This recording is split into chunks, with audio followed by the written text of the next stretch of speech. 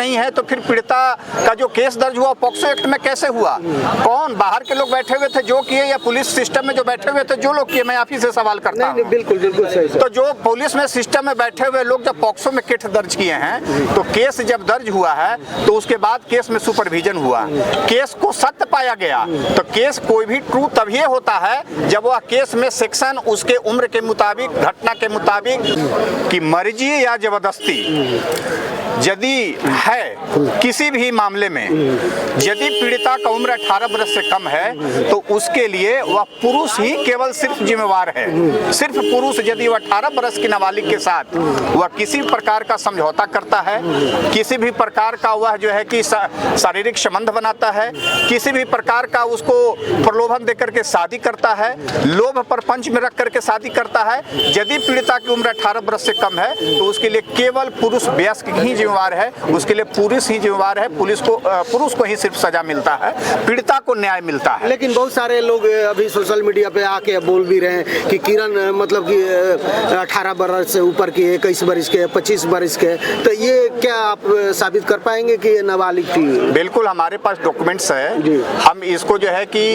17.5 अभी इसकी रियल उम्र हो रही है और ए मेडिकल में ऑलरेडी इसकी उम्र नाबालिग साबित हुई है। तो यदि एक कोर्ट के बाहर बैठे हुए कोई लोग ऐसा बात बोल रहे हैं कि पीड़िता नाबालिग नहीं है, तो यदि पीड़िता नाबालिग नहीं है तो फिर पीड़िता का जो केस दर्ज हुआ पॉक्सो एक्ट में कैसे हुआ?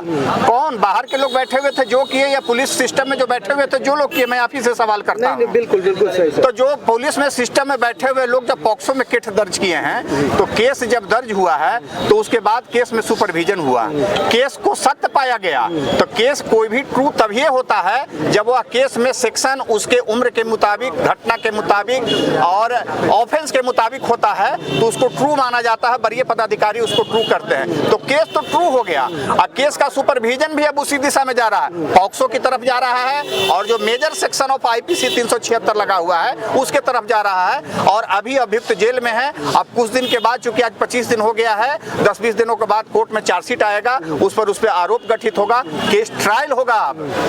बेल की बात छोड़िए, बेल तो है ही नहीं पॉक्सो में, इसमें ट्रायल होगा और ट्रायल के बाद जो है कि अभियुक्त को सजा होगा। चलिए हम लोग तो चलिए, ये पहले से शादीशुदा है, ऐसी कोई बात नहीं है। इसके किसी के ताने मात्र से इस पे मत जाइए। ये ऑलरेडी नाबालिका है और नाबालिग है, बाल कलाकार है, इसके सहकर्मी आज जेल में है, इनके साथ असल्ट किया है फिजिकल। अभी वो लंबे समय तक जेल में रहेंगे, लंबे समय तक जेल ही नहीं रहेंगे, बल्कि उनको जो है इस केस में सजा होगा। ये सजा होगा। ये ट्रायल करवाने के लिए जो है कि रोज कोर्ट आ रही है। आज केसी थी न्यायालय में।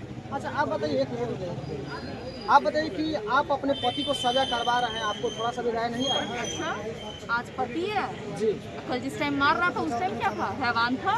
पहले तो आप लोग एक साथ में रहते थे, खाते पीते थे आराम से। हैवान था उस टाइम। नहीं, मतलब बहुत सारा अफवाह हमने आएगा। आपसे पूछा, जी जी। आपने पति का नाम लिया। हाँ, जिस टाइम मारता था उस टाइम क्या था? लोग तो बोल रहे हैं कि वो मतलब अपने से लड़की लोग, फाड़ लिया और रंग लगा तब लिया। जाए इस मैटर में रंग लगा लिए हैं। बहुत सारा लोग बोल रहे हैं कि रंग लगा लिया। कोर्ट में पता चलेगा ना कि रंग लगा हुआ है, कि खून है, कि फेक है, कि रियल है।